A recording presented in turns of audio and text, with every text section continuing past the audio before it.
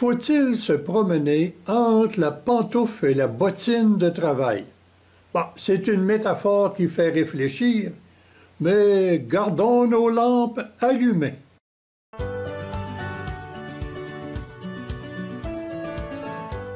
Avertissement. Cette vidéo emploie le second degré. Si vous ne détectez pas le sens, désolé, à la prochaine. Le souvenir remonte à ma 6e année d'école. En ce temps-là, on recevait chaque semaine un petit cahier d'exercices. Le vendredi, on y faisait des exercices en français, en arithmétique, en histoire, etc. Et pour ceux qui répondaient très vite, on avait hâte d'aller à la dernière page pour des expériences particulières, plus ou moins scientifiques. Je me dépêchais d'y arriver. C'était le printemps, le temps des semailles. On y expliquait comment obtenir des légumes aux formes bizarres dans notre jardin. Le favori, c'était le cocon. Alors, dans notre petit jardin, j'ai ajouté quelques graines de concombre. Pas trop, car c'est très envahissant, ces bébites-là. J'espérais, j'attendais la moindre fleur. Quand un beau petit cocombe est arrivé, j'ai trouvé une bouteille en forme d'ourson. Je l'ai enfilée, puis longtemps regardée, et elle a fini par s'emplir d'un concombre qui se heurtait à toutes les parois. C'était comme de l'eau que l'on verserait dans une bouteille. Toute la place est occupée. Le sort du concombre fut incertain.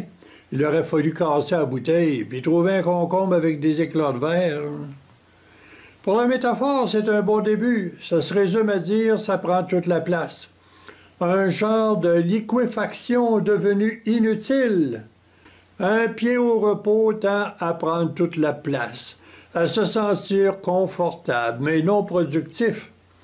Pour se sentir utile, il faut enfiler des souliers plus rigides, lacets, puis des fois des grosses bottes de travailleurs avec des protecteurs en acier. L'évolution dans l'histoire de l'humanité se promène entre la pantoufle molle et la botte rigide.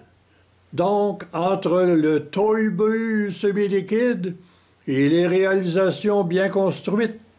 Pour tendre vers la pantoufle, on se laisse aller en faisant de la purée avec tout ce qui arrive. On emprunte toutes les tendances de tous les pays et on essaie de les assimiler. On se pense très éveillé. Tout n'est pas rejeté du côté pantoufle. On en retrouve même des traces dans l'épître de saint Paul aux Galates. Il n'y a plus ni juifs ni grecs, il n'y a plus ni esclaves ni libres, il n'y a plus ni hommes ni femmes. Ça vient de Galates 3, 28.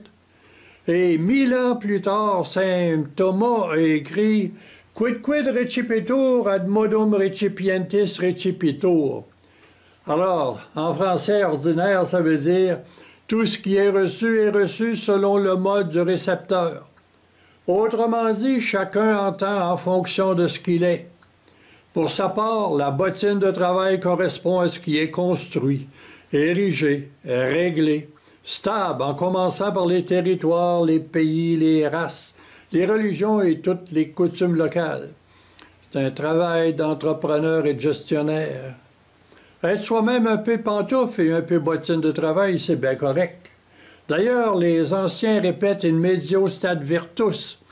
On vise le juste milieu. On ne peut pas être tout aux pantoufles dans un milieu liquide passé au robot culinaire. Du côté des bottes de construction, on ne peut pas être toujours à l'ouvrage, à ériger des murs, des frontières, des lois, à avoir des opinions tranchées et immuables, à la mode d'un dictateur, où tout est casé une fois pour toutes. Il faut répéter. Il faut éviter les extrêmes, éviter la pantoufle ultime, qui voit tout également, pour faire nouveau et actuel, sans les distinctions acceptables. Éviter les grosses bottes avec cape d'acier, celles qui ne bougent pas de leur position, quitte à l'expliquer par des complots. C'est difficile, le milieu, on penche toujours d'un bord ou l'autre.